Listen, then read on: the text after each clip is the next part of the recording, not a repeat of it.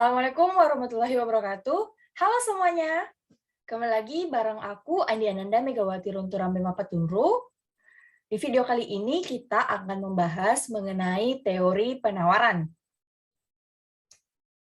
Jadi, penawaran adalah banyaknya barang atau jasa yang tersedia dan dapat ditawarkan oleh produsen kepada konsumen pada setiap tingkat harga selama periode waktu tertentu, atau secara singkatnya merupakan hubungan antara harga dengan kuantitas untuk setiap unit waktu yang akan dijual oleh penjual.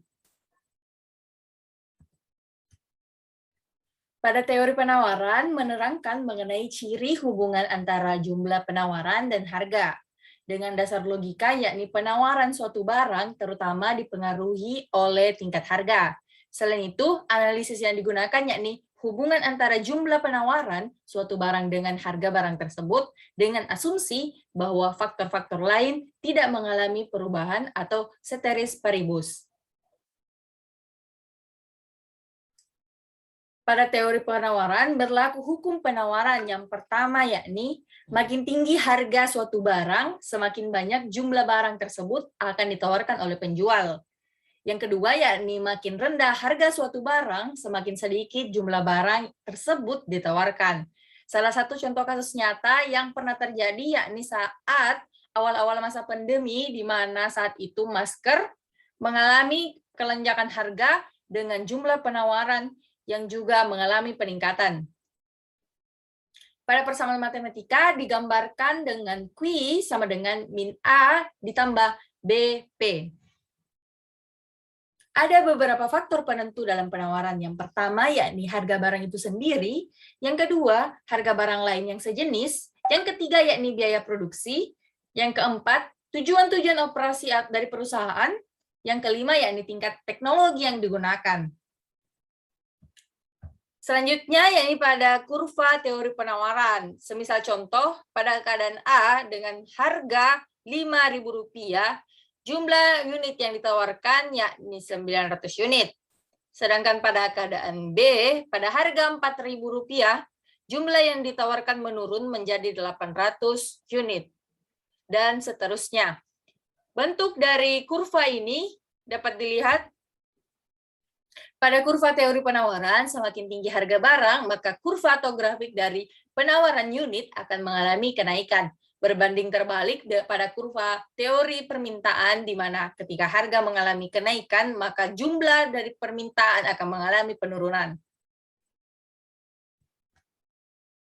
Selanjutnya, yakni pada fungsi penawaran. Fungsi penawaran adalah hubungan matematis yang menggambarkan hubungan antara harga barang dan jumlah penawaran produk yang ditawarkan oleh produsen. Pada fungsi penawaran ada dua metode yang digunakan, yakni yang pertama perhitungan matematis secara sederhana, dan yang kedua yakni perhitungan matematis dengan menggunakan software statistika seperti Microsoft Excel. Selanjutnya yakni pergeseran kurva penawaran. Yang pertama yakni perubahan harga produk. Jika harga suatu produk mengalami peningkatan, maka kurva penawaran akan bergeser ke arah kanan dikarenakan jumlah penawaran produk tersebut juga mengalami pertambahan. Yang kedua, yakni jika harga suatu produk mengalami penurunan, maka kurva penawaran akan bergeser ke arah kiri dikarenakan jumlah penawaran produk tersebut mengalami pengurangan. Selain pada perubahan harga produk, perubahan atau pergeseran kurva penawaran juga diakibatkan oleh perubahan biaya produksi. Yang pertama, yakni jika biaya produksi mengalami peningkatan, maka kurva penawaran akan bergeser ke arah kiri dikarenakan jumlah penawaran produk tersebut mengalami pengurangan. Begitupun dengan jika biaya produksi mengalami penurunan, maka kurva penawaran akan bergeser ke arah kanan dikarenakan jumlah penawaran produk mengalami pertambahan. Mungkin itu video singkat dari teori penawaran yang bisa saya bawakan. Jika ada salah-salah kata dan kekurangan, mohon untuk dimaafkan. Jangan lupa untuk like dan komen video ini. Dan sampai jumpa di video selanjutnya. Wassalamualaikum warahmatullahi wabarakatuh.